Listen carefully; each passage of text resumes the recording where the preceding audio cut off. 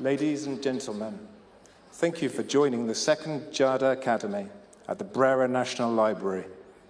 There are many well-curated programs waiting for us today. This morning, our session is GIADA Talk.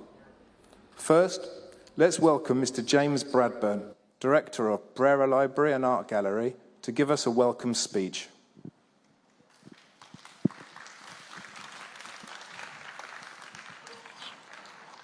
Ni hao, buongiorno, good morning. I'm very emotional right now because this is the first time since 2 days before the lockdown in 2020. It's the first time I've seen Mr. Zhao, and it was with great emotion, not only to see GIADA, a wonderful brand with whom we've had a 5-year-long relationship, but to see an old friend. And I'm very moved to see all of you. I would like to welcome you here. Today is an extraordinary event. It's an event not just in the library. GIADA has been part of the library's life for 5 years. GIADA has supported the library.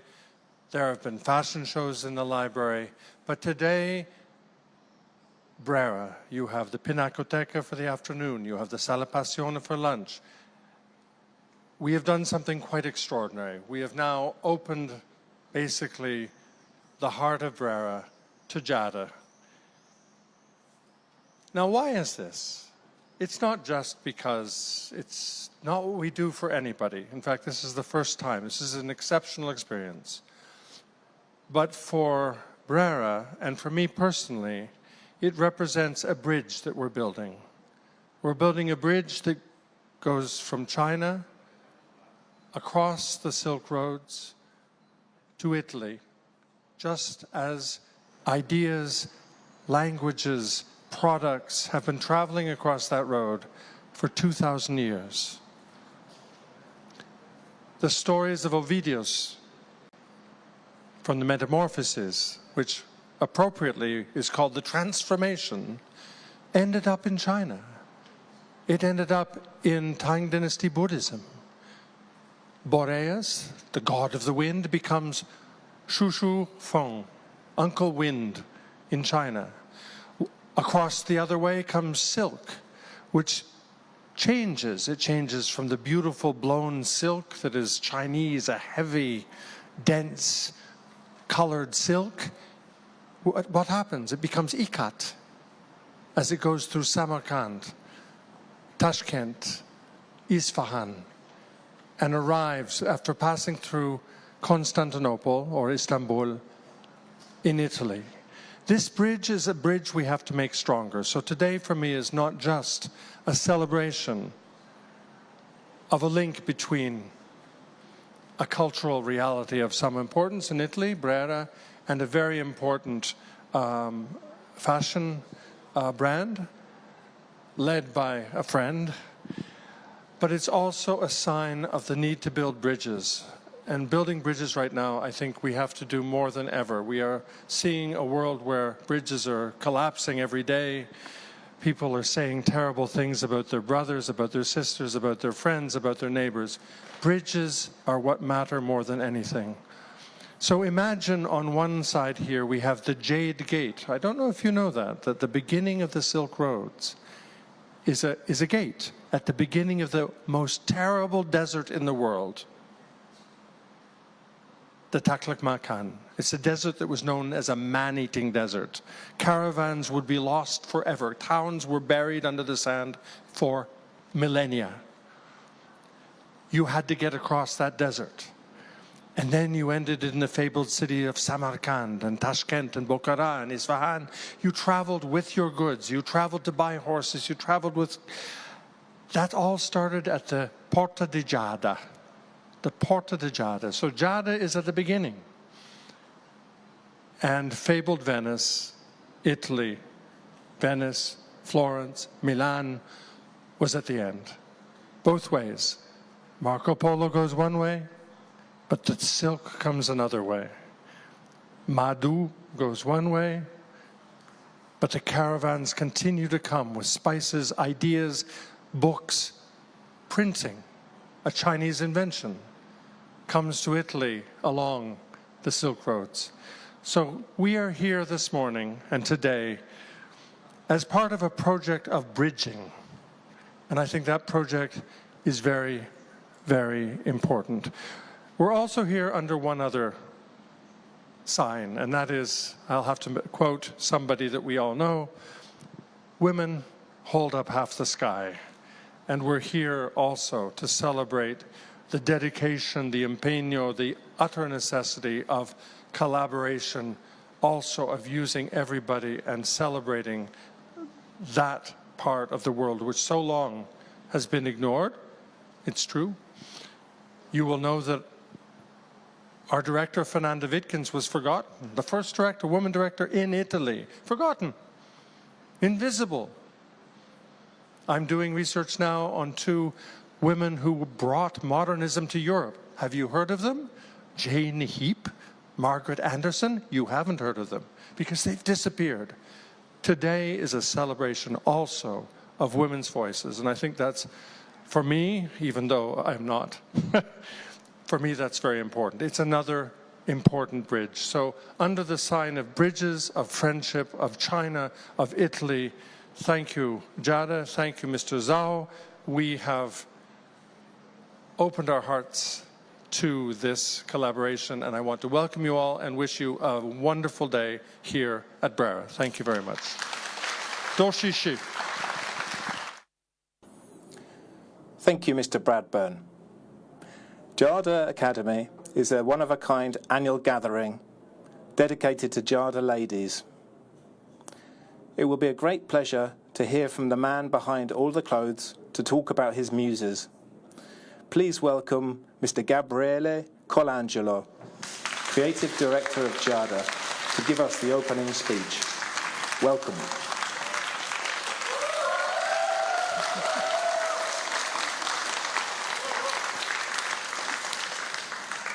Buongiorno, hello everybody. My name is Gabriele Colangelo. I'm the Creative Director of GIADA. I'm very happy to be here in a room full of women wearing my design. And beyond happy, because we are in Milano, the heart of GIADA design, where all our collection born from the selection of the fabric, the concept, the manufacturing, and the presentation of the collection. So I have to say that I've always been fascinated by women with a strong personality. Strong personality for me means strong confidence. And a strong confidence is always linked to gentleness. So strong and gentle could be the adjective I would love to use for describing the type of woman we work for. And I would love that in the future, many of these kind of women with this attitude can be involved in the strategic role of our society, not only in fashion, in politics, in business, everywhere. And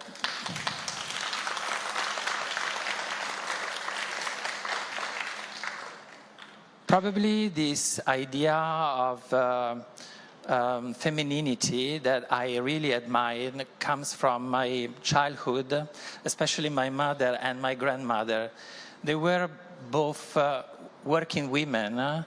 My grandmother had 6 children, and she was working also, and she educated and raised her family. And the same did my mother, that joined my father in founding their own company.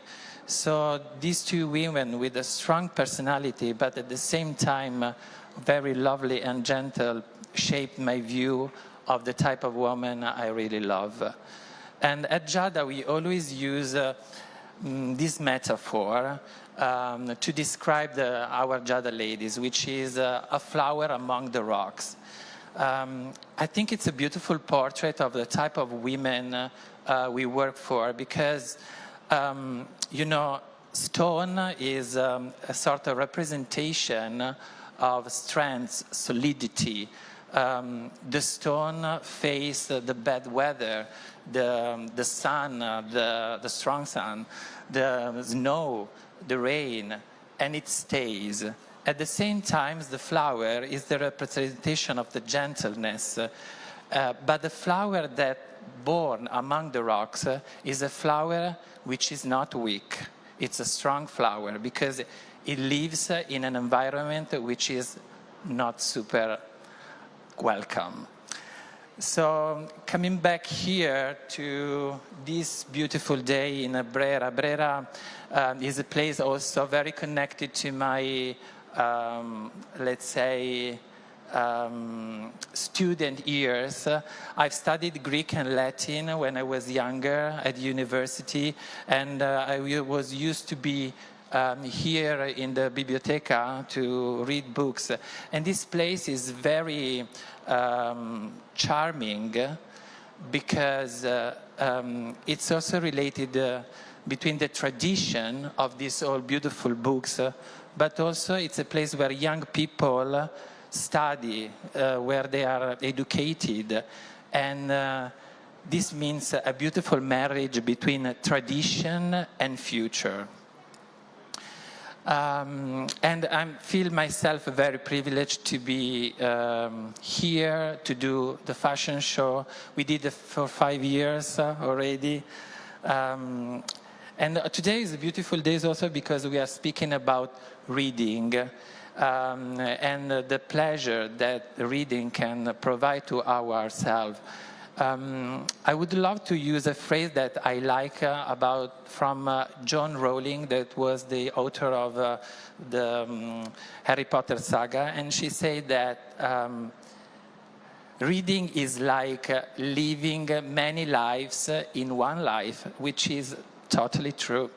And it's a possibility that has been given to humans to grow and to be many people also in their life.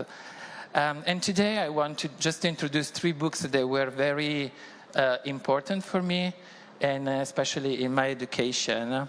One of them is The Memory of Adrian, which was written by a French-Belgian writer, Marguerite Yourcenar. She wrote the book in the 50s, and the book speaks about of course, it's a biography, so it's about the life of the Emperor Adrian, which was an emperor in the 1st century after Christ. And but the beauty of the book is about the fact that she speaks also about his fragile and soft side. You know, in the past, usually the ancient writers were used to celebrate the life of the emperor. But in the perspective of Yourcenar, him is also a man with this fragility. And she showed us not only the rock side of him, but also the flower side of him. The other book I want to speak about is about Alberto Burri. Alberto Burri, I have to say, that is my inspiration for pushing the boundaries of the fabric research. Burri did a great work on surface, and his approach to painting is absolutely extraordinary, because he didn't work only by using the brush, but also combusting, doing laceration on the surface, and creating very new narrative in painting. And the last book is about Sappho and her poetry.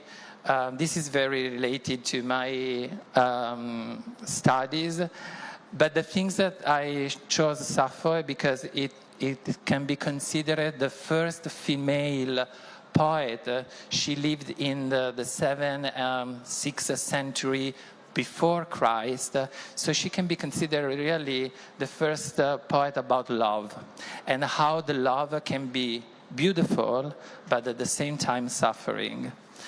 So, coming back to my work at GIADA, I have to say that this is the type of approach I have in creating my collection. It's not just a structural approach. It's an approach that is embody this female portrait about beauty, strength, and gentleness. So thank you very much for being here today with me and all our GIADA team. Thank you, Gabriele, for sharing. GIADA Academy is here to enlighten, enrich, and empower women. Today we are excited to invite one of the excellent GIADA ladies to deliver a keynote speech for this year's theme, Introspection, Reading, and Beyond. She debuted in the film Peacock, which won the Silver Bear at the 2005 Berlin International Film Festival. And 1 year later, she herself won the Best Actress Award at the 30th Cairo International Film Festival. Let's welcome actress and soon-to-be film director, Ms. Zhang Jing Chu, to give us the keynote speech. Welcome.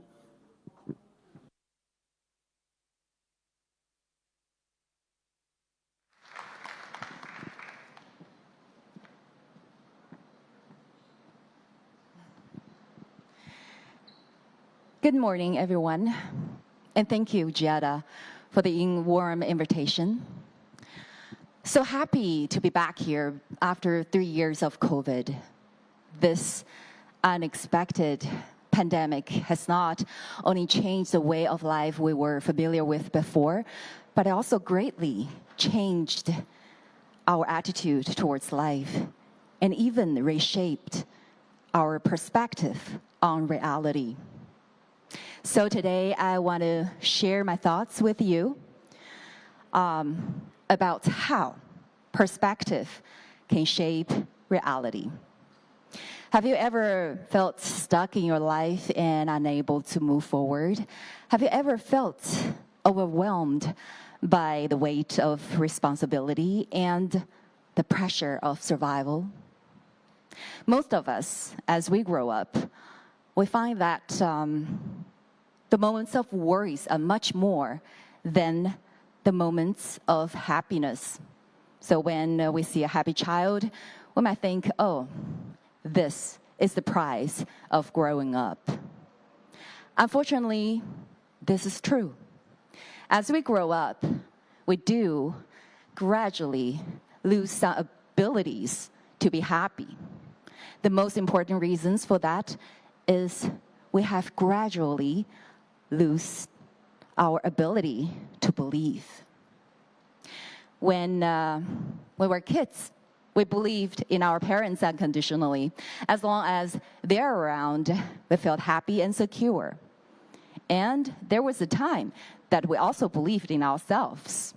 We felt like we could do anything. Like me, when I was a kid, I always imagined that I could be a Kung Fu heroine, could just travel around and do justice. Not only that I imagined, I also put it into action. There's a practice of flying skills written in those martial arts novels, which I was obsessed about. The specific training method is to stand in a hole for about 1 meter deep. Then you tie your legs with heavy sandbags. Then you jump as hard as possible. One day, if you can jump out of that hole and I untie the sandbags, you are be able just to fly up to the treetop. Make a lot of sense, right? So every Saturday night, while my mom was out for regular meetings, I would tie my legs with sandbags. You know, it's not real sandbags, it's the bags full of books, and jumped as hard as possible. Unfortunately, the training didn't last long. After just a few weeks, the downstairs neighbor came to my mom and complained. So my secret training plan was revealed and forced into a stop. Now, let's forward the clock to 20 years later. The girl became an actress and was fortunate enough to have achieved some success in her career. But instead of being an heroine, she became a victim in real life, a victim of slander and cyberbullying. These slanders were mainly sex-related rumors, which were followed by massive slut-shaming. She was stuck in a deep, dark hole in life in which she had no strength to jump anymore because she was devastated by the dark side of humanity she witnessed. She was confused and depressed because she couldn't understand why people would be so cruel and vicious towards the other people they would never met. She didn't know the situation she encountered has actually been the primitive method of preying on women for hundreds of years. Those slanders were not just erasing a woman's effort at her work. Such slander can destroy a woman socially and, in many cases, can kill them physically. So she tried to avoid social media as much as she could and told herself just focus on work, which would prove everything. But the rumors didn't stop. They just got worse and worse. What she didn't know was that in the age of the internet, rumors has become a secret recipe to get, a lot of traffic online. The more outrageous the rumor, the more clicks they will be. And the clicks bring advertising. Advertising brings money. She's stuck in this situation for more than a decade. As grown-ups, we often feel lonely and helpless. We're trying to cope with all difficulties in life, most of the time alone. We won't share these moments with our parents anymore because we don't want to make them worry, and also because they can no longer help with the complicated situations in our lives anymore. They are getting old and vulnerable. It's time for us to protect them. And of course, the heroic myths of childhood have long been shattered. And in front of us is the true face of reality, which is harsh. What should we rely on as adults? Where should we get strength from? What should we believe? Fortunately, life sometimes shows its compassionate side, throwing us a rope ladder and providing us with opportunities to climb out of a deep hole. This decisive moment came along with this book, A Guide for the Perplexed by E.F. Schumacher. I can still vividly see the moment when I opened this book. It was an incredibly peaceful afternoon with the sun gently streaming through the window, illuminating the room. In the book, all existence is divided into 4 levels, from low to high: inorganic matter, plant, animal, and human. The process from low to high, it's also a process from passive to active. This was the moment of epiphany. I saw my level of existence so clearly when I facing slander and cyberbully. I was like a plant without even the initiative of an animal. Animals would resist when they are harmed, but I was more like a still plant, simply letting people trample on me. The reason why humans exist in the highest realm among the four is because humans have the most proactive. Humans have self-awareness and the right to active choice, which brings human closer to God. And it's also the most noble aspect of being human. I decided to make a change. I want to take back my control of my own initiative. I just want to be a real human being. In 2020, I filed the first lawsuit in my life, and it went on for more than a year, and I won. I was extremely touched by the documentary presented by GIADA of Claudio Silverstrand, the master of minimalist design. In the film, he says, "I think I came to this world to do something meaningful. Only we can decide our own destiny. If we don't take it into our own hands, others will eventually take it away." Throughout the entire legal process, I had realized how difficult it is to defend a person's reputation. Even half a year after the lawsuit, the defendants still refused to comply with the court's verdict.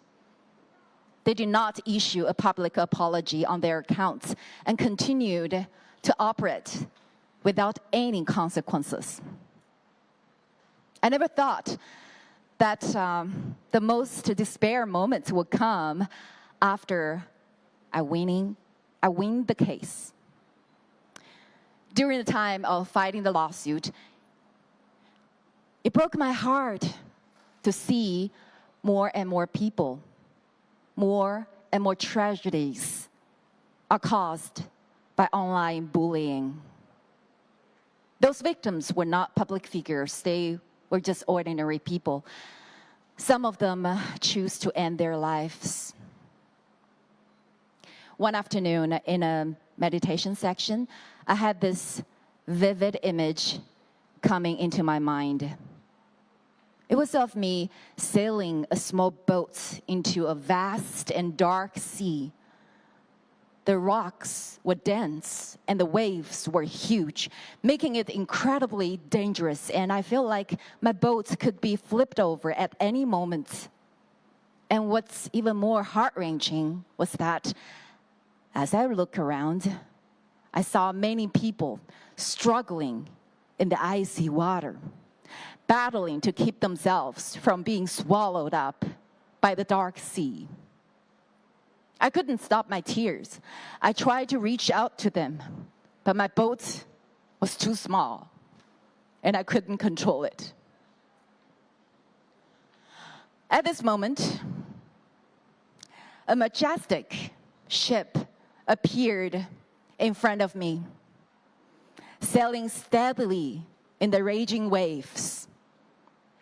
Suddenly, I had this realization that I was driving a small boat because I was still immersed in my own pain, while the big boat was built by an altruistic heart, so it could withstand the storm. That was the moment I decided to stand up and speak out. Although I know that every time I have to face the experiences of those years again, it would trigger a lot of stress responses in my body, such as tightening my throat, headaches, and back pain. It feels like drowning. And I also know that exposing my vulnerable side is like exposing a bleeding wound in the sea. It will attract many sharks. They don't care about the truth. They just want to watch a show. But I believed, no matter what, speaking out can at least make those who silently endure pain in the darkness feel less lonely. The result was more optimistic than I expected. My speaking out received a lot of positive responses. In the next 3 months, the issue of malicious slander against women and cyberbullying was widely discussed on social media. A lot of women spoke out about their experiences, and some of the slanders were also punished. The author of Men's Search for Meaning, Viktor Frankl, lost almost his entire family in Nazi concentration camps. He once also wanted to give up on life. What kept him going was the image of him speaking on the stage about this hellish experience in the concentration camp. He decided to transform the suffering he had endured into something meaningful. Not only did he survive, but also created logotherapy, which later saved countless individuals who were trapped in despair. Giving meaning to our hardships helps us transform from victim's perspective to a hero's perspective. This can completely change the script of our life. Viewing our own hardships from a victim's perspective makes us cynical, pessimistic, and powerless. While there's nothing wrong with being a pessimist, as it aligns more with our instincts. There's a quote that has inspired me greatly. Pessimists are always right, but optimists always move forward. Do we want to be someone who's always right or someone who moves forward? A few weeks ago, I interviewed the legendary Spanish cyclist Alberto Contador. In his second year of his career, he fainted and was thrown out of the racetrack. When he woke up in the hospital, the doctor told him that he had something in his brain, which required a surgery, and he would never be able to cycle again.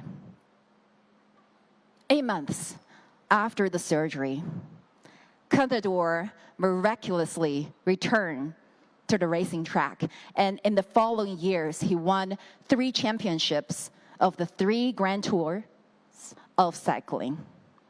He said that if it were not for this surgery, he would not have achieved all his accomplishments. He would not have achieved all his accomplishments later. He said, when he was lying in the hospital bed, looking out of the window at snow and the cold, he was willing to give up everything for the opportunity to train.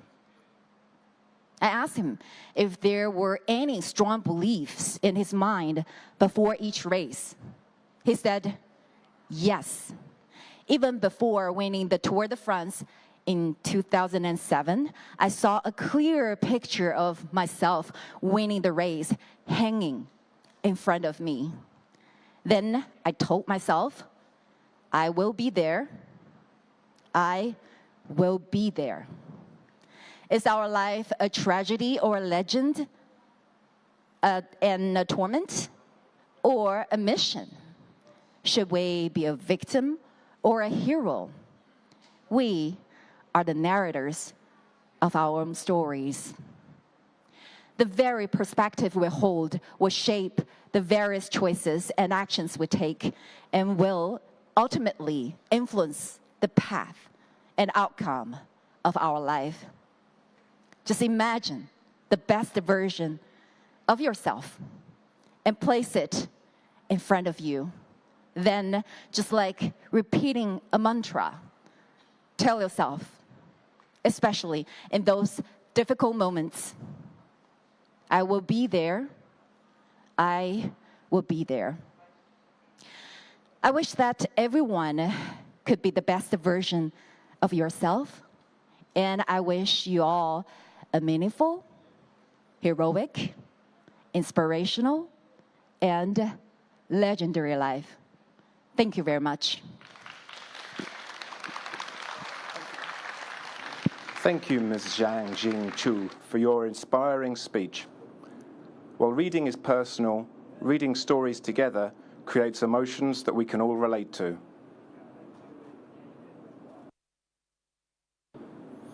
For this gathering today, it is reading that brings us together. Next, we'll have a panel to hear more interesting and inspiring stories.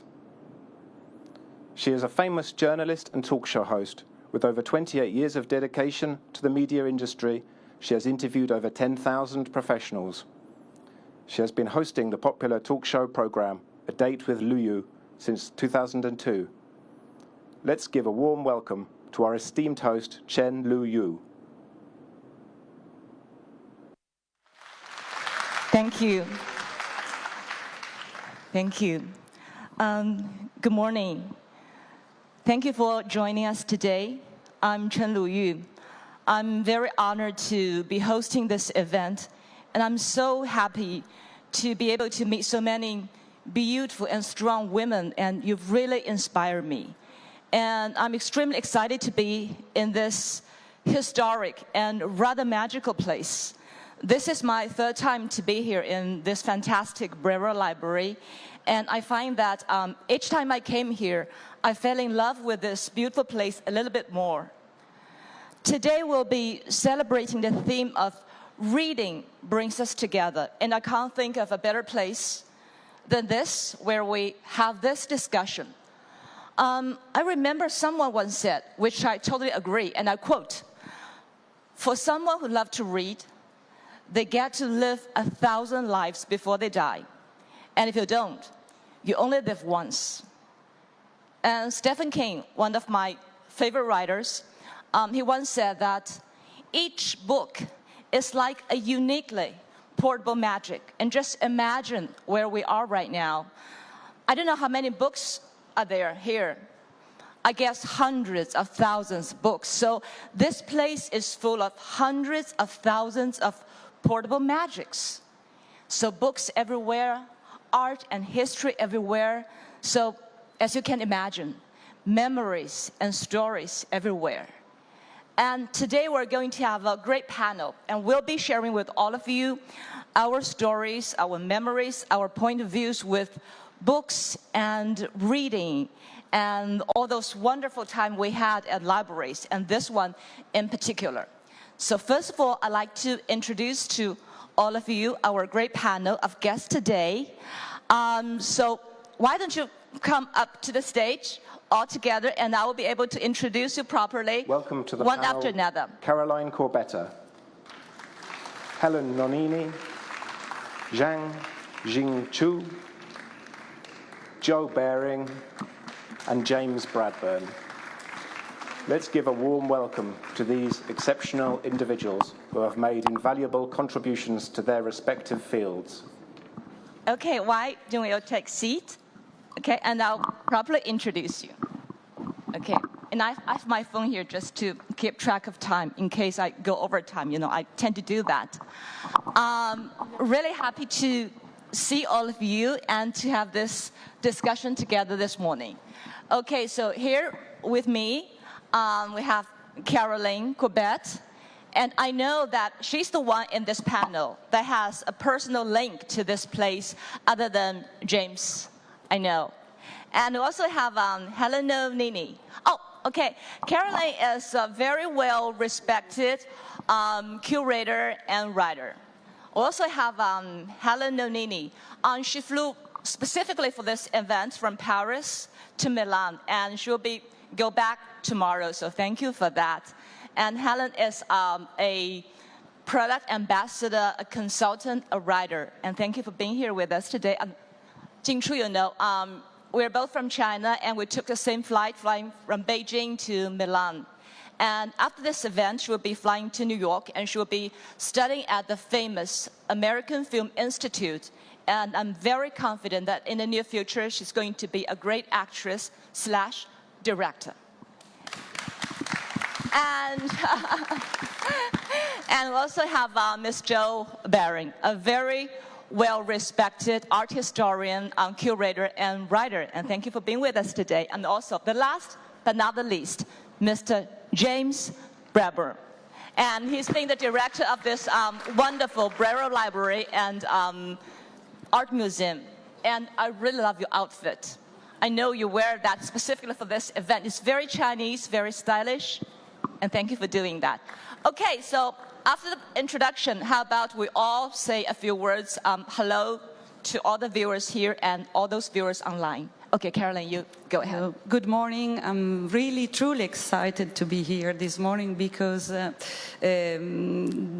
Brera, the Art Academy, this library, and also the Pinacothèque are really part of my life. I actually graduated in painting at the Art Academy because back at, it was in the 90s of the last century, I wanted to be an artist. So I enrolled at the Art Academy, but soon after I realized that I didn't have the talent of an artist. So I was a bit, you know, trying to find my own path, and I found it. I found it here in Brera because I enrolled to a master degree in curatorship, and this is where I found my spot in the art world, being like a mediator between the audience and the artist, as a curator and as a writer. But I have to share with you some memories about Brera, because I used to study in the Art Academy at the ground floor, and I would study on books. But then I used to spend most of my afternoons in the Pinacothèque, in the art museum, seeing the artworks vis-a-vis the real artworks, and I got free access as a student. Mm-hmm. And that was amazing. And then when I was not in the museum, I used to study in this very library. Okay. And this museum, the library, and the Art Academy, by the way, were funded by a woman, by the Empress Maria Theresa d'Austria, back at the end of the 18th century. But I would like to use this occasion, this quite amazing event, to publicly thank James Bradburn, because when I was a student at the Art Academy and spending my afternoons in this library and at the Pinacothèque, the museum and the library were a bit different. They were, I would say, especially the museum, the Pinacothèque, was a bit shabby. Can I use you? Not shabby chic, just shabby. And then James Bradburn arrived, and he transformed completely the museum, completely. And now it's really an amazing place where everyone want to go, not just the students of Brera. And so it's really, I mean, I have to thank publicly James Bradburn for Brera and for what he did for the museum, but also for the whole city of Milano. Thank you, Director. Wow, it's really good to know that there was a time when people really came to library to study, not just to take selfies, which is good to know. And Helen, I know once you said something like, for this library, you know, it's not just a library. It's not just a destination where travelers go to. It's more like a way of life. It's also an attitude. And what do you mean by that? Yes, well, actually, for me, this place, it's a stargate. I mean, it's a place where it brings you in a different, constellation. And Brera, it's a mindset because, it where, most of the most relevant artists, in the Italian scenario passed here. And I think that, even, the work that GIADA did with the Academy and the relationship between art and fashion, it's truly important because right now the only way to imagine the future, as she did in her speech before, is to reread the past.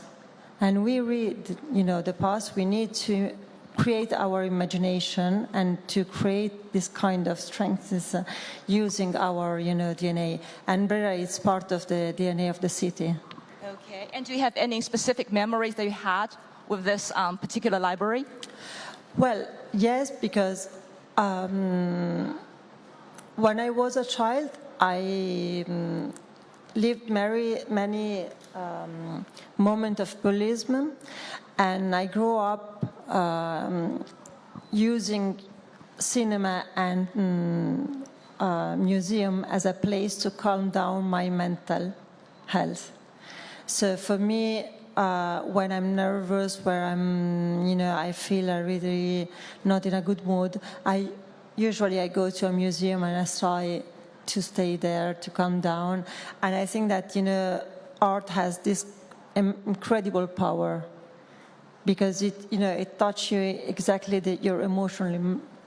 Exactly, I totally agree with you. It's the power of the books, the power of art. Okay, Jingshu, I understand this is your second time to be here in this library. Yes. So anything different from the last time that you've been here? I think I treasure everything much more than 3 years ago because I know this is not for granted. Like I can travel to Milan again and be in this library. And also, in the past 3 years, actually, I spent a lot of time reading. And actually, books gave me second life in a way. So, and also library, I think it's like a magical place, as you mentioned.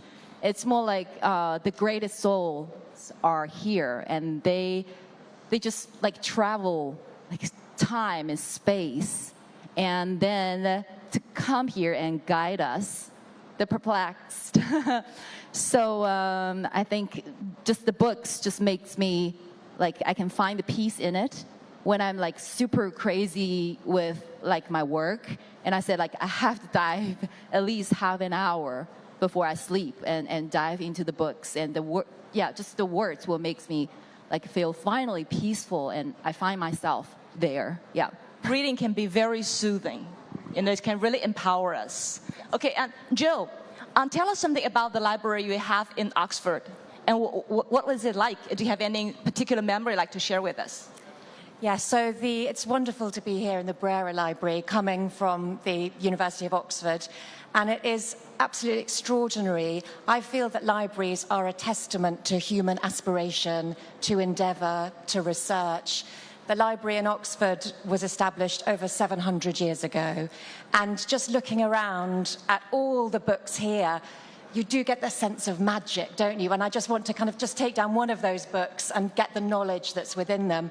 There's a really great quote from the poet T.S. Eliot, who says that the very existence of libraries affords the best evidence that we may yet have hope for the future of man. And I think it's what you were saying again, that libraries are the marriage between the tradition of the past and the future.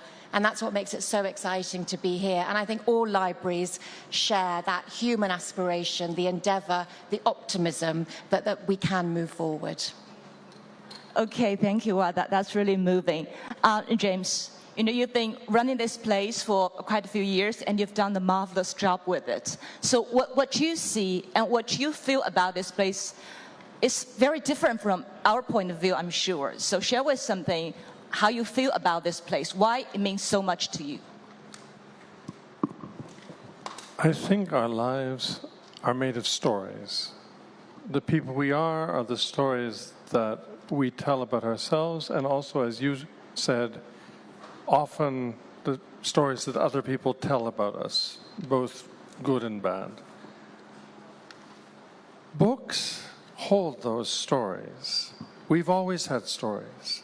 But books have a power because they allow us, in a way, to speak with the dead, to bring the past into our present so we can take it forward into the future. When I first came here, and I want to say thank you for the thank you, when I first came here 8 years ago, there was a lot of fear in the library because the culture of a library is very, very, very different than the culture of a museum. In an art museum, we look at paintings, and the painting is self-contained. Raphael is doing his work. I don't, in a way, don't have to do much else. I do, but Raphael is doing a good job. But in a library, you don't come to look at books. And the people in the library staff, were worried. They said, oh, he's a museum person. He's going to turn the library into a museum of books. And actually, the very opposite is true. I think that what we recognize is that we should be turning our art galleries into libraries, in a way, not our libraries into art galleries. Every book here has to be read, and you know that. Every book is an open door. It's a door to the past, a door to the future. Margaret Yourcenar is a door to the past and a door to the future. By the way, I believe the first woman in the Académie Française. So when I come here, I am in awe. I cannot come to the library without feeling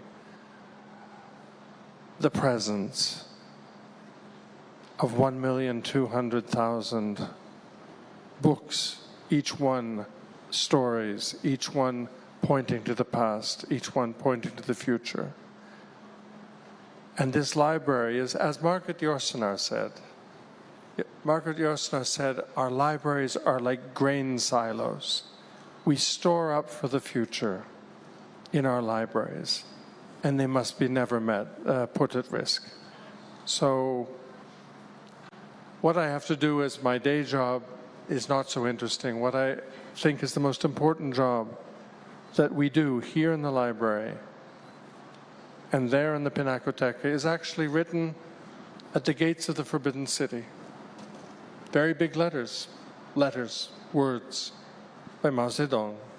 And they say one thing: serve the people. Exactly, serve the people. Okay. You know what? This library actually reminded me of my own little library that I had when I was a little girl. Well, it's not a library, it's just a little bookshelf that I had when I was living with my parents and my younger brother. You know, we lived only in one room, but I'm really grateful that my parents allowed me to have a bookshelf which took up a lot of space. So to me, compared to this library, that little bookshelf was so insignificant, but to a little girl, you know, the magic and the allure and the power of books remain the same. I think that's very important and that's vital. So we come to this library, come to this place to talk about books, talk about reading. So now let's talk about reading. In Chinese, there is a saying which describes why we should read and when we should read. There are only 4 words. I think it's very wise. In Chinese, it goes, 勤耕与读. Basically, it means you should farm in sunny days and read in rainy days. So it means when you feel down, when you have nothing else to do, when you're not needed, you don't have a job, you don't have money, what do? You read. Because reading is going to somehow help you find a way. So I always believe in that. So now let's talk about our own, very own personal reading experiences. Helen, I know that you, at the age of 12, you read a book which completely transformed you. And what's that book? And why was it so important to you? Well, I had the chance to read Jonathan Siegel from Richard Bach when I was 12. It was a gift from my father. And since that book, we started this relationship, reading the same book in the same period, or at least, exchanging book.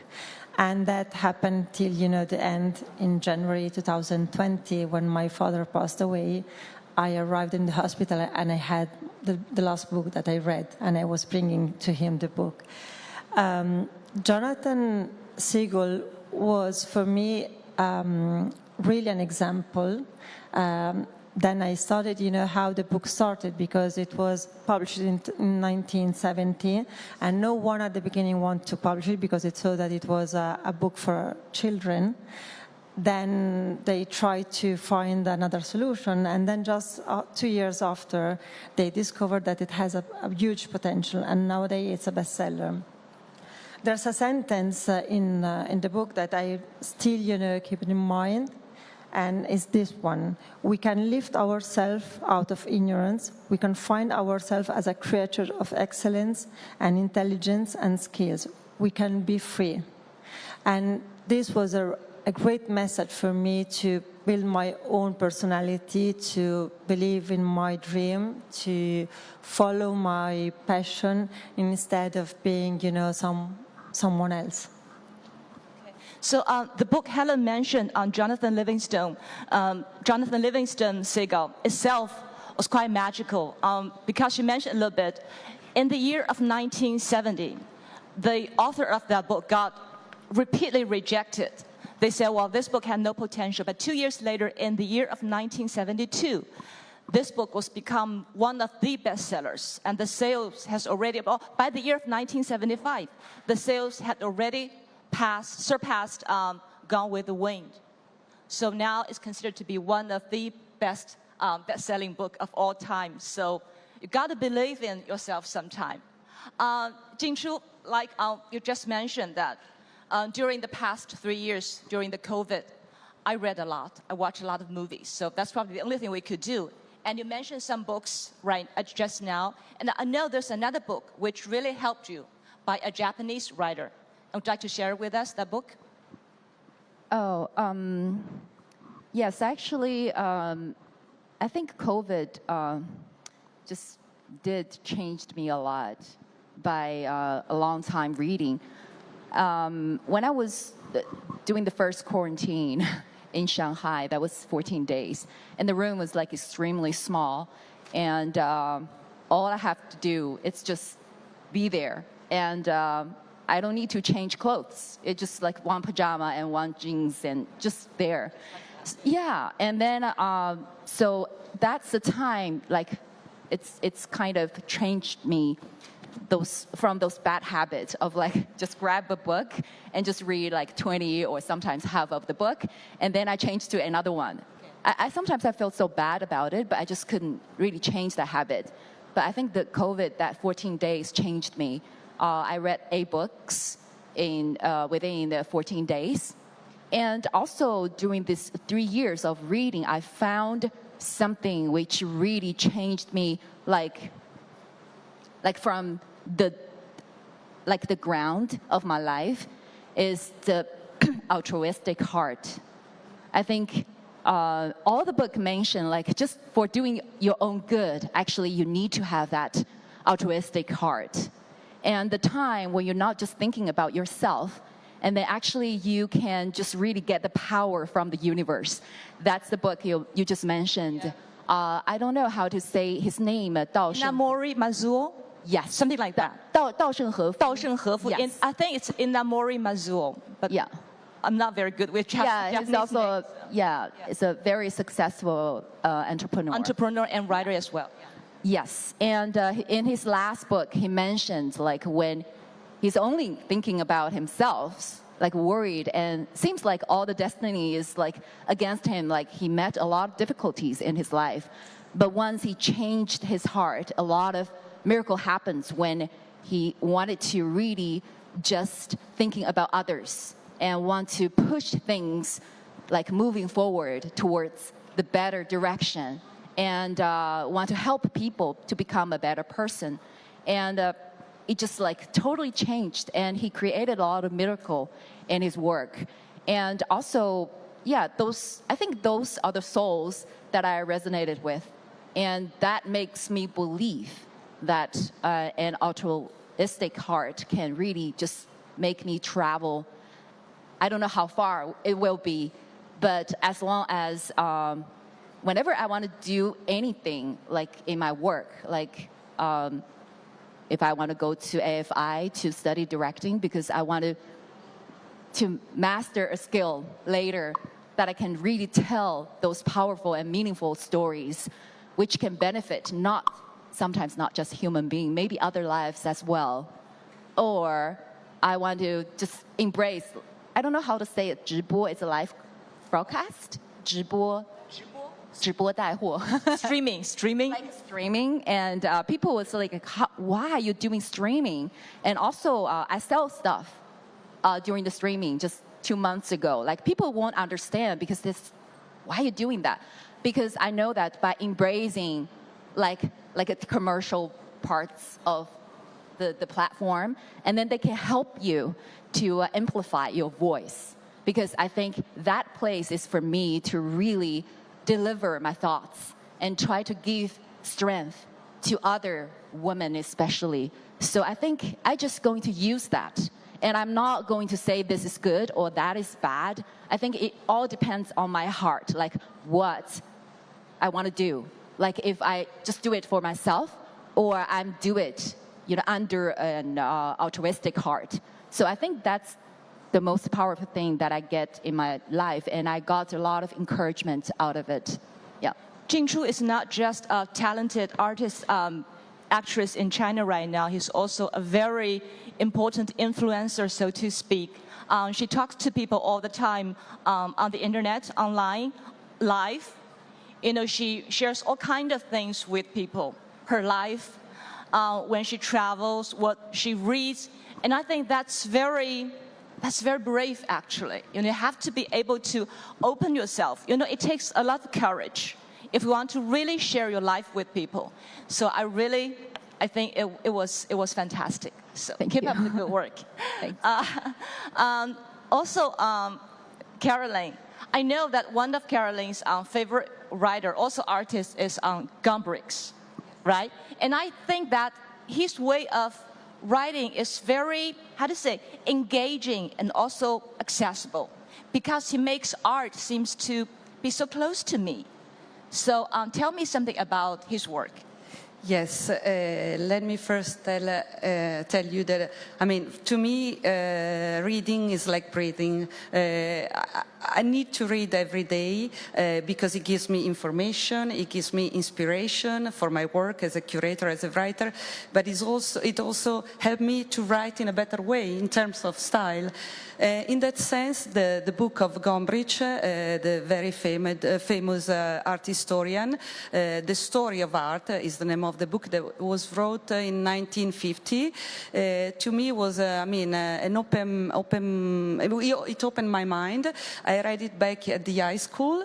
At the time, I was already reading essays on contemporary artists, but I was a bit confused by the cryptic language used by the art critic and other people that were writing about art.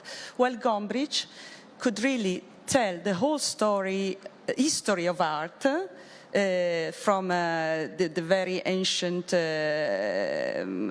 paintings in caves made by primitive men, up to the avant-garde of the mid-20th century.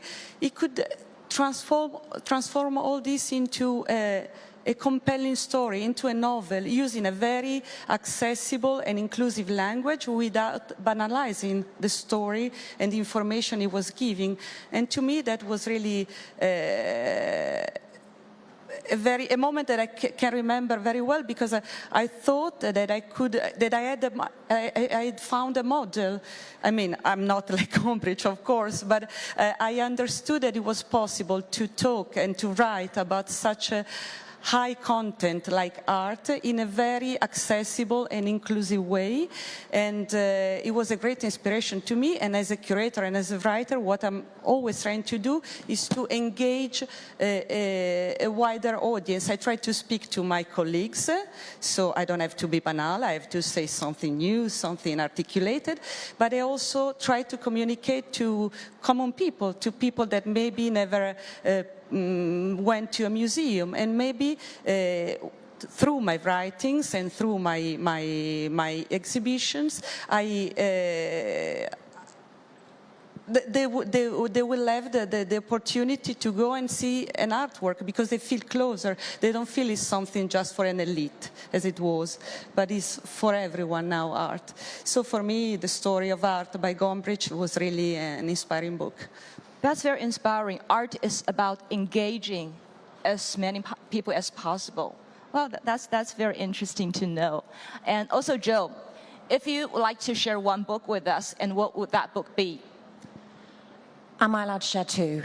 Because I can't pick. So I think the first one, which I'm reading at the moment, which I think chimes in with what a lot of the panelists have been talking about, is called Uncharted, How Uncertainty Can Power Change.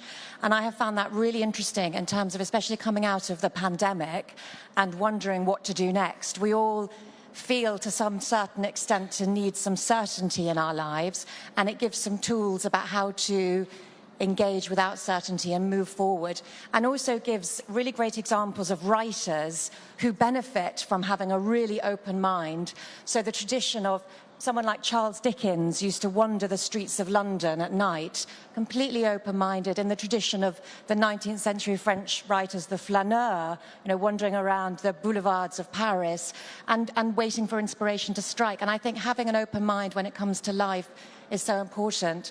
And another book that I've been reading, which I have found really interesting, is a book by the British sculptor called Anthony Gormley about sculpture from prehistory to now.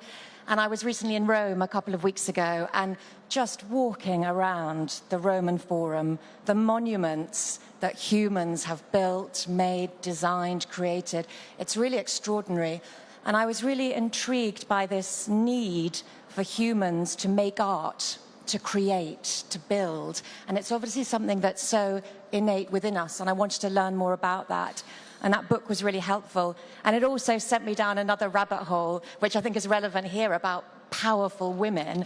And I learned that one of the earliest images of a human that's been found is an image of a woman, the Venus of Willendorf, made about 25,000 years before Christ. And recent research, I think, has shown that we think it's now made by a woman. And it's so fascinating. And then there's more research on prehistoric women, which shows that rather than that 19th century idea of the men being hunter-gatherers and women being in the caves weak, actually women strapped the babies to our backs, were out there, they've been buried with weapons, with tools, just to show how important they were in society. And I really just feel that tradition of female strength and power and collaborativeness is so important to remember now. It's so very touching.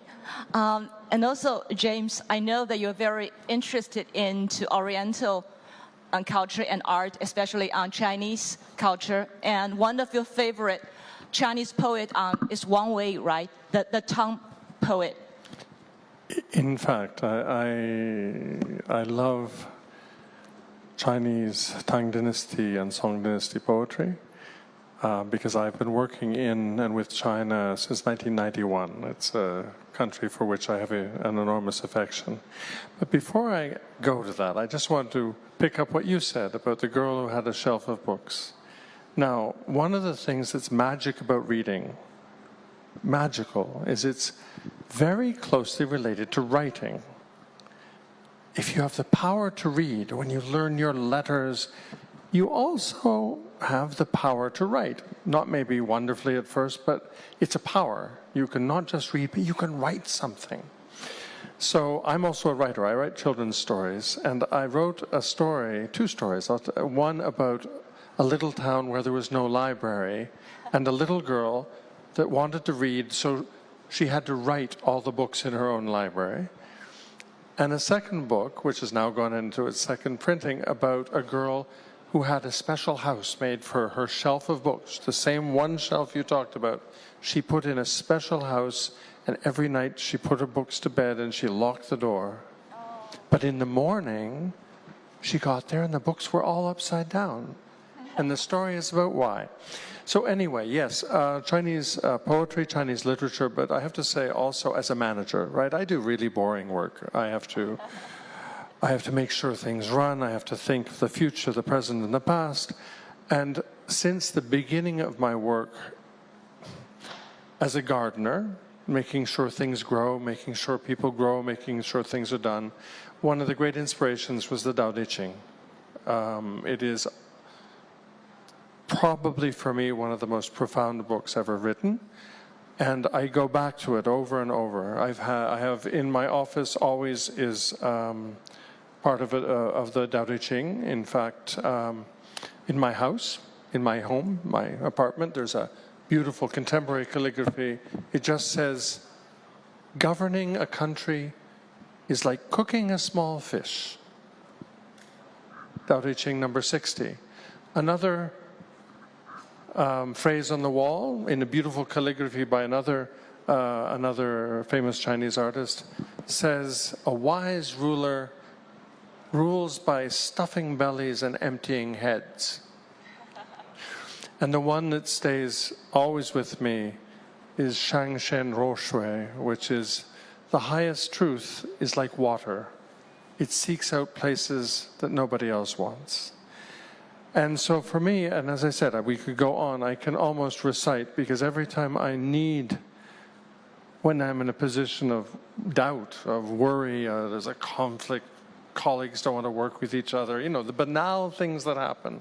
I'm sure Mr. Zhao has to deal with them. You all have to. Every day we deal with conflict and unhappiness and big egos and people fighting. And I go back to the Tao Te Ching and I read. It's a very wise book. So that has changed my life. And by the way, this, you noted it's Chinese. That is not just Chinese, but I am wearing a very famous Tang Dynasty poem, which is the poem in which a man goes to sleep and in the night he hears the wind blowing. And he wakes up and he wonders how many flowers have fallen. It's a very beautiful poem, and I obviously wore it for today out of my love for China, out of my love for the bridges we make between culture to culture. Wow. I'm really touched that you mentioned Dao De Jing. As Chinese, and so is Jingshu, we Chinese don't think about Dao De Jing all the time, not every day, not in everything we do, but I guess somehow the philosophy it represents has been engraved into our DNA and really affects how we conduct ourselves, how we perceive things. Also, just now, James mentioned something, and I think one profession is missing here that I really want to emphasize. You know, we have books, so that means we have writers, we have editors, we have libraries. And what is missing here is that we also have translators. The reason that we get to read so many wonderful books is because we have wonderful translators. And good translation is somehow they can make all those translators disappear, like they don't exist. Somehow you're just miraculous. You just know all those languages, Chinese, English, Russian, Arabic, whatever. But a good translator is like a bridge, serving between two cultures, two languages, and without you notice him or her. And the reason I mention that is because when I was in college, I majored in international journalism, so English was my major, and translation was one of my compulsory subjects. I did a lot of translation homework at that time, and this year also, I tried a little bit translating a book, and I understand it's hard work. So I really want to, salute all those wonderful, wonderful translators. And yes. I just wanted to, sorry, on translation, because we were asked to identify 3 books. Now, you had 2. I'll take a second book. And of course, that book was indeed by Elliot Weinberger, called 19 Ways to Translate Wang Wei. Wow. 19 ways? 19 ways. Because he took a single poem, which is a poem by Wang Wei about the light coming into the forest, and he sees a deer. It's a beautiful Tang Dynasty poem. And he looks at how 19 different translators have tackled what those characters meant. And what comes out is exactly what you're saying. Arguably, it's already magic that we can understand each other in our own language, that you can understand what your girlfriend or boyfriend says to you. It's already magic because we know how many misunderstandings we have. But you can understand someone whose native language is another one. I've had the privilege of working in 5 different countries in 5 different languages. And there is no, in my opinion, higher magic. It's not about art, it's about magic, than to be able to understand someone across languages. So you're absolutely right. That is the ultimate bridge, is a language. About 19 ways to translate Wang Wei. There's a poem by Wang Wei, which in Chinese goes on, 红豆生南国，春来发几枝，愿君多采集，此物最相思. So in English it goes, well, the title of the poem is called Red Beans. Red beans grow in southern land. Springtime bring forth a few new branches. May you gather more of these yearning seeds. They are the most reminiscent of all. And I'm not sure which version of this poem is. It might be by the late marvelous translator, Professor Xu, but I'm not sure. So I'm not sure if this is the right version. I will find the book and give it to you as a present. Okay, thank you. Thank you for that. Also, Caroline, let's talk a little bit more about all those books that have really inspired you. And just now you mentioned one. Now, give me another reason. Give me another example, maybe. Yes, I actually brought this book with me. As you can see, I read it and reread it. And this is Sexual Persone by Camille Paglia, Wow. the American intellectual and feminist. Camille Paglia. Camille Yeah, Paglia. she's American, but with Italian parents, as you can. And she wrote this very compelling cultural history of humanity, which starts from Nefertiti, so in the old Egypt, to Emily Dickinson. And by the way, I realized that today, when I was taking the book, that I bought this in the bookshop of the Pinacoteca di Brera. So everything is keeping together. I mean, this is coming from this building as well. And I bought it when I was a student here. And it was another very important moment for me because I realized what a multidisciplinary approach was, because Camille Paglia is able to to bring together art, literature, architecture, all sewing all together, which is very, I mean, it's the only way nowadays to consider and to write about culture. But back in the 1990, when she wrote the book, it was a bit avant-garde. And then also she taught me how to always keep in consideration not just high culture, but also mass culture. Because if you want to communicate to a wide audience, you need to consider mass culture all the time, and you need to understand. You cannot say as an art curator, you know, I don't watch TV because TV is not interesting. It's too much. No, you must watch TV. You must watch TV. You need to understand what people watch, what people like, and you need to be in connection with people. And this is what she taught me. And moreover, she's a very strong woman. She doesn't stand for, the usual position. She's totally against political correctness. It's like the very opposite of political correctness. Yeah, she's very daring, and coming from a woman, I think is very inspiring. And as you can see, I quoted her many, many, many times. How many times have you read this book? Many. I mean, I don't know how it can still be in this shape, because, I mean, some pages fell apart, but I stitched them together back. But, for me, it was really, I love books. Let me add this. I love books not just because they give to our existence a deeper meaning, as everyone more or less said. But also, I love the books as objects. I could never read a book on a tablet. I mean, sometimes I do it if I'm on a plane, but I love books. I love the way the words occupy the pages. I love the smell. I love the smell. I love destroying books. I love the fact that there is a stain from a coffee cup somewhere here. And this reminds me of the afternoon I was studying that very page, And I remember how I did the stain with my coffee mug, and I was, no, but no. And now it's like a sweet memory of the many hours I spent on this book, and how inspiring it was for me. I'm totally with you on that one. And Helen, I remember you once mentioned that maybe during the COVID, that period of time, you once bought 40 copies of one book, and you gave all those books to your friend. And which book was that? Why did you do that? So I'm exactly on the opposite, attitude, Caroline, because I respect book. I clean my hand before I start to read.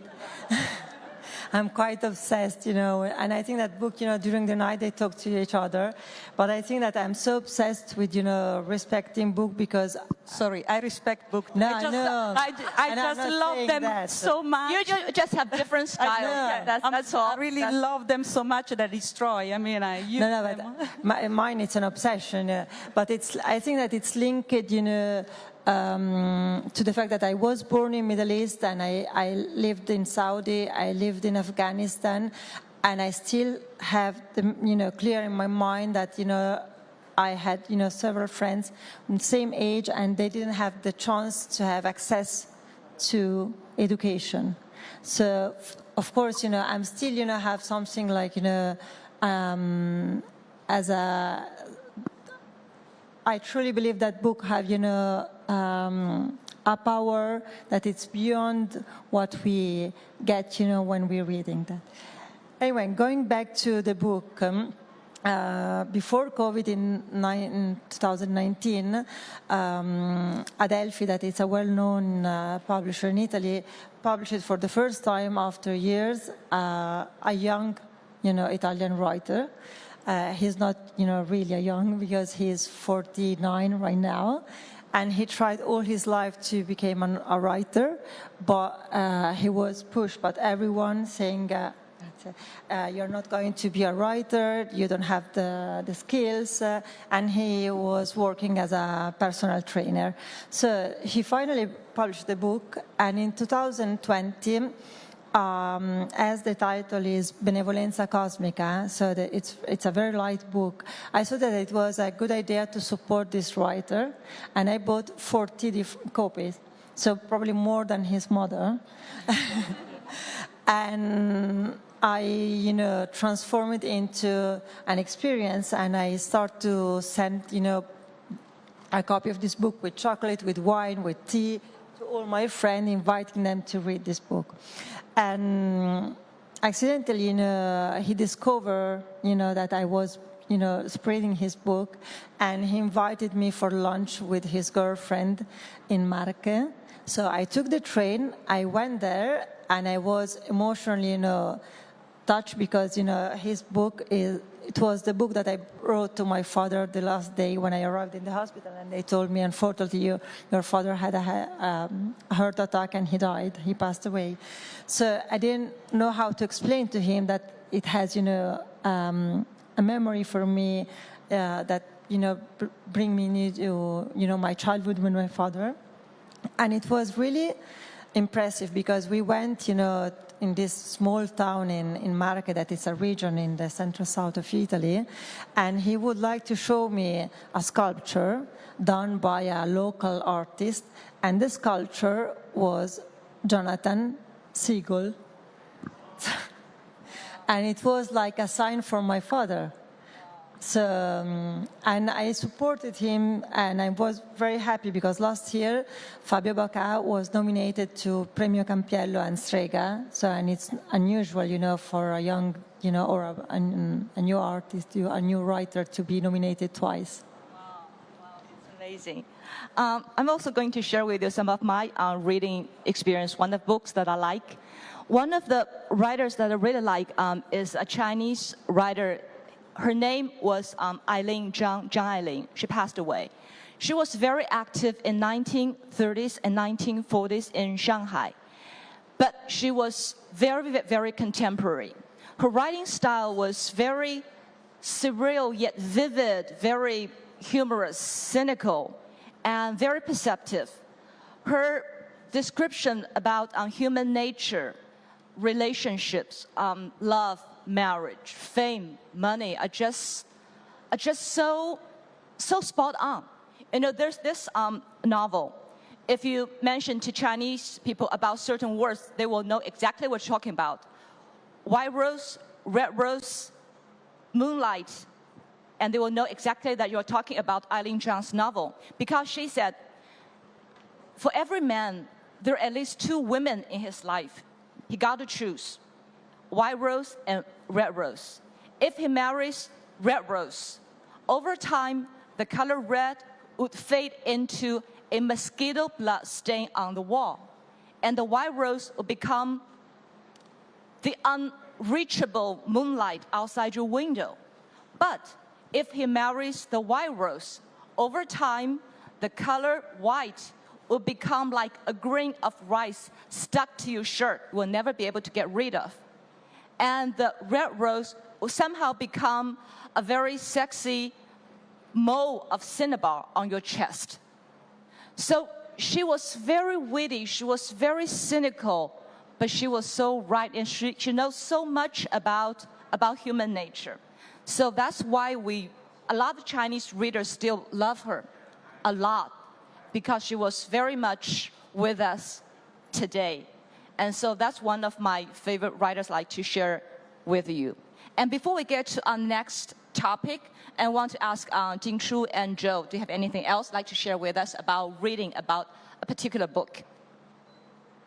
Oh, for me, yeah, just mention again, a man searching for meaning. And there's a very touching story in the book that is a 2 old couple, like Jewish couple, before they die, like before the execution.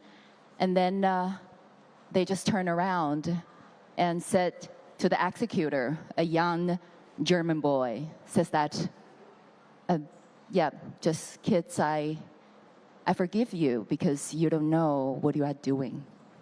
So that's very touching, and it comes back to me all the time.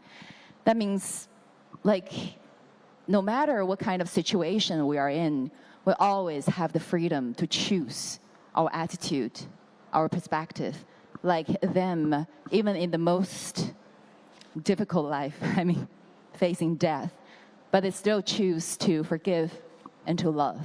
So I just want to share with you my, thoughts on that. Like, we always have this freedom to choose our perspective. Okay, good to know. Thank you. And Joe? Well, just really quickly, I just wanted to say that I think that, being in this library, that books are not set in stone, that they're actually living resources. I wrote a book last year on British art, and it's what you were talking about those 2 women who really contributed to the story of modernism that no one has heard of. There are still all these incredible stories yet to be told. And that's what I tried to do last year with the book on British art. And I think, we can use all these books here. We can stand on their shoulders. We can, make the most of the scholarship that's happened before, but also add to it. So these are living, breathing resources, not set in stone. Okay, thank you. Now we're coming to the last topic. We're going to talk about women, female power. Now, James, you're very welcome here because we need some male voice, male point of view. When was the first time that you actually realized or witnessed, was there a moment you witnessed the so-called female power? Caroline, was there a moment? Not the first time, but the last time. It was a few weeks ago in Roma. I was there for an event at the American Academy, and an American scholar, brought me to see a building designed by an architect, a female architect and painter, called Plautilla Bricci. She was born back in 1616. And the building was amazing. It was, the facade is like is carved in a stone. It's like a stone. It's like a rock, but it was designed by this woman. That woman actually also designed the main chapel of San Luigi de Francesi, which is a very famous church because there are very famous paintings by Caravaggio in there. And she also painted the Pala d'Altare, the painting that you have on the altar. And she was very, very famous back in the 17th century in Roma. And at the time in Roma, there were many, many talented men like Bernini, just to name the most famous. Mrs. Brucci was like deleted from the art history. But now she's even has a Wikipedia page, while his brother, who was an artist and an architect as well, doesn't have a Wikipedia page. So I think that something is happening, and there is still a lot of work to be made to rediscover this great artist, architect that has been really erased from our... But their art was so powerful, so meaningful, that it's still there, and now we need to tell their story. Wow, wow, that's amazing. And Helen, was there a moment? Well, more than a moment, it's a reflection. And I think that I know that it's a taboo to speak about money when it comes to culture and art. But money is a power. And so we need to educate ourselves.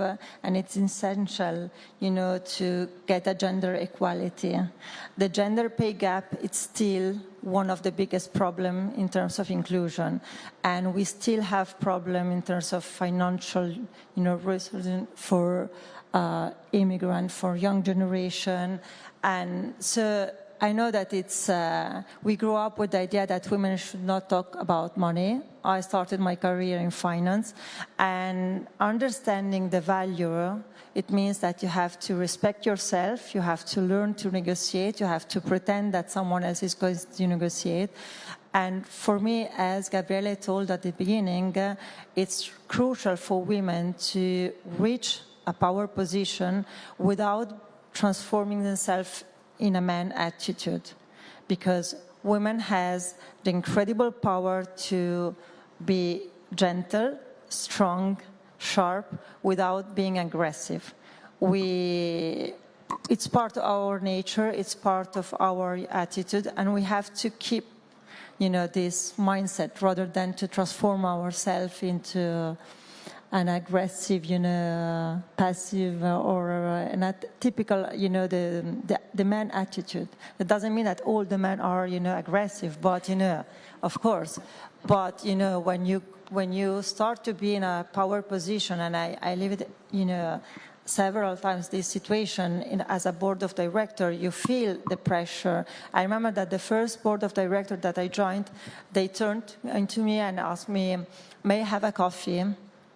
Well, actually, I have no problem to do coffee, and I used to work as in a bar when I was a student. But I'm a board of director as you, so if you could stand up and do the coffee for us. And I was the only woman on the room. This is why. Okay. So it's stereotype, I think. They will think women are supposed to do this and men are supposed to do that. It's so cliche. Jinchu, actually, your speech just now was all about female power. So was there a moment, or when was the last time you realized, there's such a thing as female power and it's really powerful? Yeah, I think as we grow up, we always just, I don't know, it's something in the culture, like we're always a little bit proud of, like we have some men's side, we can be strong and we can fight like a man. But I think, actually I changed that just recently, maybe a year ago, that I realized actually the woman's power is more like water. It's soft and it's, with a lot of wisdom. And it's more like flowers on rock, and this amazing power to even just blooming within this like difficulties that we encounter. Sorry, I'm just keeping track of time. Then to cut the story short, like recently used like 20 days to create a brand. It's a brand. It's a like a colorful dress. Okay. Because when I'm here in Milan, I can see a lot of women are dressed in a lot of like flourish colored dress and very colorful. But in China, it's more like we a little bit afraid of to being seen. So we don't wear that many like colorful dresses. So the reason why I want to initiate this brand is because I want to encourage Chinese women to really have the courage to be seen and to express themselves. Like we all have a lot of responsibilities like in life. We are kids, we are mother a lot of times, and wife. It's more like, yeah, we have heavy responsibilities, but we still can dance in our life. So we have this way to really express ourselves without any worries like, oh, I'm a little bit shy of that. So that's the reason why I just want to encourage more women to express themselves and to be beautiful. We don't need to be a man. You know, we can use the woman power, which is like full of compassionate. I think the world would be maybe a little bit more peaceful if we with this power in the future. Yes. And there's this name just now Jingchu mentioned. It's called Flower on the Rock or Flower Growing Out of a Rock. It's the name of a podcast that GIADA sponsors and does. And I'm very proud to say I'm part of that podcast. And actually, Jingchu and I will be recording a segment of the podcast. It's about, women talk to women, and it's just very inspiring. And I'm really proud of the podcast. It's very well received in China. And okay, so Joe, now tell us something about female power. Well, obviously, we're in a library that was set up by a woman, so it couldn't be a more appropriate place to celebrate female power. And I'd actually come up with a few examples. I'd done a lot of thought about this, but I have to say that I think the most inspiring example of female power that I've witnessed recently was our keynote speech this morning. I'm going to get quite emotional, actually. I think it was really, really inspiring because I think that what we benefit from as women is sharing, is vulnerability, sharing is not weakness, it's strength. And I truly felt very inspired. It came at a really important moment in my life to hear you speak. And I'm sure I'm not the only person in the room that is going to go away feeling very moved and inspired to create the change that we want to see in our own life. So thank you. Sharing, collaborating, being honest with each other, so important. Okay, thank you. And James, I don't want you to feel left out.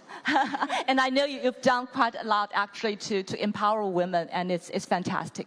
So can you share with us? Okay, when I was young, in my 20s, as a young graphic designer, I worked in an office with only women, okay? And when a man is very quiet and very still, women start to forget you're there because you're not important anymore. And I wasn't powerful, I wasn't the boss, I was just another worker.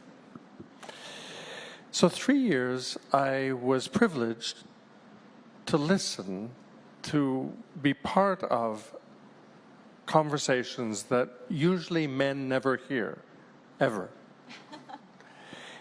And I remember when I changed jobs to go and design pavilions for the World's Fair in 1986 in Vancouver, I went to a new office, which was a lot more people. And every Friday there was the women's lunch. And the first Friday I said, well, I caught up and I said, well, can I come too? And they looked at me and they said, well, you're a man. And I realized that I would never have that privilege again, but I have had the privilege of all my life working in primarily women's environments, largely because of what you say. Women are underpaid. So in culture, we're not alphas here. We're working in an underpaid profession with long hours, and guess what? Like in hospitals, like in schools, guess who's there? Women. But what I have learned is that power, we should be careful about the word power, because there's more than one kind of power. In fact, I think always of power power is often defined when you said women can be fighters too. And I said men's power is destroying things, is wrecking stuff, is saying no. The big power, a masculine power, is to say no. You're fired, Donald Trump. But real power is not saying no. Real power to me is saying yes. And here, thank you again for seeing what's happened here. But you know, one of the reasons it's happened is that the power I have, if it's called power at all, is the power of a gardener. And I don't think you can actually say he or she is a powerful gardener. Gardeners aren't powerful. Gardeners can be attentive, they can be wise, they can be careful, but our power is to make things grow. And I say our power because that's the kind of power that I recognize, I live by. I try to support my staff in growing. I look for people's opportunities to grow. And I don't know if that's power, but I think it is more closely aligned to what women feel as what women's culture, as I, as an invisible man, have seen, a woman's culture that communicates, that notices who's not talking. They don't try to dominate like men do. Men are awful. I hate groups of men. But when you're in a women's group and they don't notice you're a man, they say, oh, I notice you're not saying anything. It's a gardener's power. And it's that power that I've spent my life trying to develop, and I don't know if I've done it well because I'm still a man, and I'm sure I still have all the sins of being a man. But if I can say I learned anything about working with mostly women, it's the power of being a gardener. Thank you. Every time I hear the word female power, I always think about my grandma. She raised me up, and she lived in a time when there were a lot of restrictions for her. And she had those kind of, what you call, bound feet or lotus feet. So even though I loved her so much, as a child, I didn't dare to look at her feet closely because her feet were so tiny, it was like this, and so deformed, and I thought they were just ugly and just scary to look at. However, I'm sure now I a lot more about her feet, that kind of feet, and looking back, I know that she was constantly in pain all the time, but somehow that didn't stop her from taking care of me, taking care of the entire family, and running around just doing all kinds of business. She couldn't read and write, but somehow she passed on to me the right kind of life philosophy, and she made me the kind of woman I am today. So I owe everything to her. So I always believe in this so-called intergenerational inheritance of female power. So one generation passes on the right kind of philosophy to the next generation, and that's how we women evolve, and how we grow, how we learn from each other. I think it's very powerful. And talking about women, female power, we have so much to talk about, but time is up, well, it's almost up. So how about we share with us very shortly, very briefly, about what we are doing to empower women, because we always believe that action speaks louder than words. So let's tell us what we have been doing, or what we are doing, or what we will be doing to empower women. Caroline. Well, as a mother of an 8 years girl, I have to deal with female empowerment every day on a daily basis. And I do that with example, not by giving her lectures about the female empowerment. So it's just about giving an example, a daily example about how strong a woman can be, but also about the fragility of being a human being. So this is what I'm doing on a daily basis. Good for you. Keep up the good work. And Helen? Well, I try to do to support young women and young startup. So we have a mentorship program, and we had them pro bono. And so we are paid by, the big company, but we are supporting, women. And we did a project last year to support the old woman to get into digital, because it's important for them freedom to be able to download an application, book a train, and not asking to daughter or son how to book a train. And our last project is about education for immigrant, because it's a survival kit. If you're not able to read and write in the language where you live, it means that you will never be able to work as a cleaner in a home, because we have to wait your husband to reply to the WhatsApp message. So education, it's really important. Okay, good. And Jingchu? Yeah, I just want to say, actually last year, I took 20-something days to prepare for my TOEFL test. And finally, I got accepted by AFI, my dream school, American Film Festival. By doing that, I really want to encourage more women, like at my age, because I'm 43 years old. So yeah, it's the age for a lot of, especially Chinese women, to say give up your dreams. Like this, yeah, it's impossible for you just still to pursue dreams and to realize anything in your life, and just follow the script of like everybody else, the society you gave you, or sometimes it's more you give you to yourself. So I just want to encourage women, come out and realize your dreams. It's never too late. Exactly. Yeah. Age is just a number. It doesn't mean anything. Okay, Jill.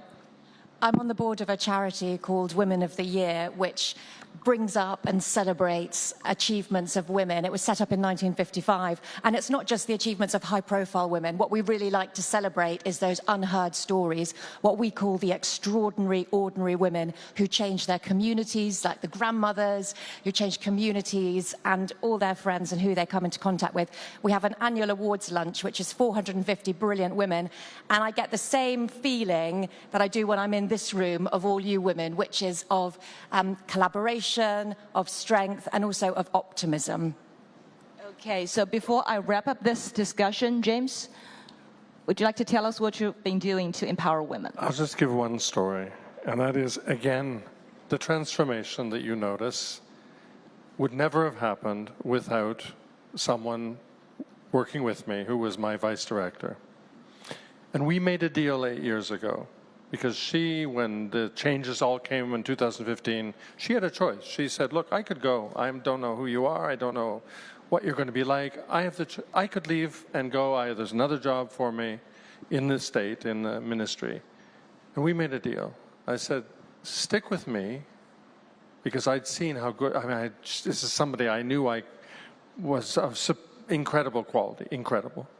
And I said, stick with me, and we'll make sure that you get where you want to go. So for 8 years, we transformed Brera. This is not something I did. This is because I had somebody who was an architect, who thought with me, who worked through, who worked day and night. I took her to meetings that no director ever takes anyone to. I took her to sponsor meetings, to meetings with heads of state, to things that I just made sure she was always there. She went to New York to study fundraising. She did an MA at the Bocconi that we found a way to support. And that woman is now the director, the new director as of the 1st of January, in my opinion, one of the most important museums in Milan, called the Poldo Pezzoli, Alessandro IV. And all I can say is that was my part of the deal and my way of saying thank you. Find great people, great women, give them the chance to grow, and just let them fly. Good, thank you. Well, we have so much to talk about, but time is really up. And I want to say thank you, GIADA, and thank you, Brera Library, and thank you all. I hope that we all learn and grow from reading. So best wishes to all you. And thank you very much for having this discussion with us. So thank you again. Have a good time.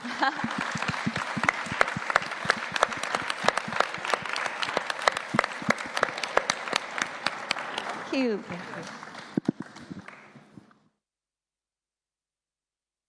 Thank you everyone for joining us this morning.